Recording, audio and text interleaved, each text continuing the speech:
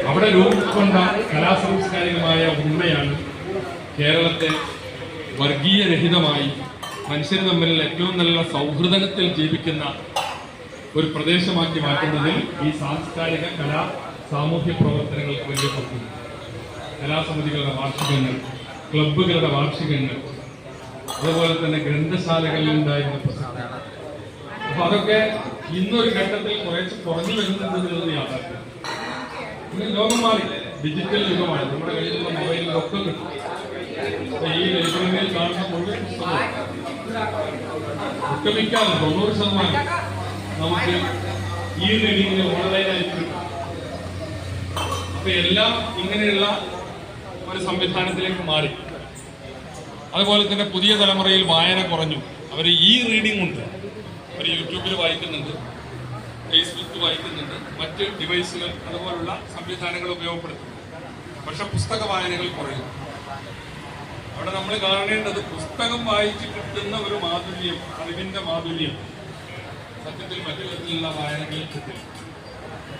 അത് ഷോർട്ട് ടെക്സ്റ്റുകളാണ് വായിക്കുന്നത്. വളരെ ബൃഹത്തായ വിശാലമായ വായനയ്ക്ക് പുസ്തകങ്ങൾ തന്നെയാണ് ആവശ്യമായത്.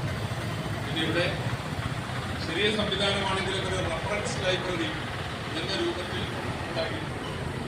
നമ്മുടെ കുട്ടികളാകുന്ന കാലത്ത് അതിന് വലിയ പ്രസക്തി ഉണ്ടായിരുന്നു.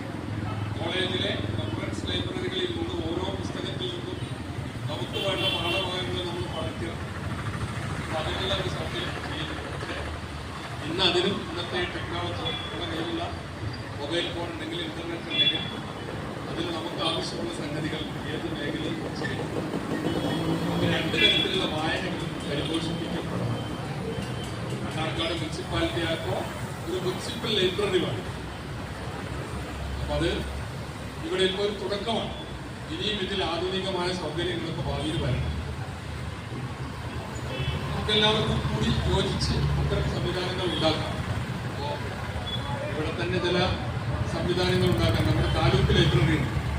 താലൂക്ക് ലൈബ്രറിയിൽ ഡിജിറ്റലൈസ് ചെയ്യുന്നതിന് വേണ്ടി MLA ഫണ്ടിൽ നിന്ന് ഞങ്ങൾ അന്ന് 6 കൊല്ലം മുമ്പാണ് 1 ലക്ഷം രൂപ. ഇവിടെ ഇതിനപ്പുറത്ത് കുമരമ്പത്ത് ഒരു വാസു സ്മാരക ലൈബ്രറി, അതിന് കെട്ടിടം നിർമ്മിക്കാൻ 4.5 ലക്ഷം രൂപ MLA ഫണ്ടിൽ നിന്ന് കൊടുത്തു. ഇപ്പോൾ കുഞ്ഞാം സാറിനോട് ചോദിച്ചത്, മുമ്പ് നിങ്ങൾ പുസ്തകം കൊടുത്തില്ല, ആ പുസ്തകം ഇല്ലാന്ന് ചോദിച്ചു. അത് ഈ നിയമസഭ പുസ്തകോത്സവം നടത്താറുണ്ട്. അപ്പോൾ പുസ്തകോത്സവം നടത്തുമ്പോൾ ഓരോ MLA 3 ലക്ഷം രൂപക്ക് പുസ്തകം അവിടെ നിന്ന് വാങ്ങാം. 3 ലക്ഷം എന്ന് കണക്കുമായി അതിൻ്റെ റിബേറ്റൊക്കെ കൂടി ഒരു 4 ലക്ഷത്തിന് പുസ്തകം കൊടുക്കും. നമുക്ക് 2-3 തവണ നമ്മൾ അങ്ങനെ വാങ്ങി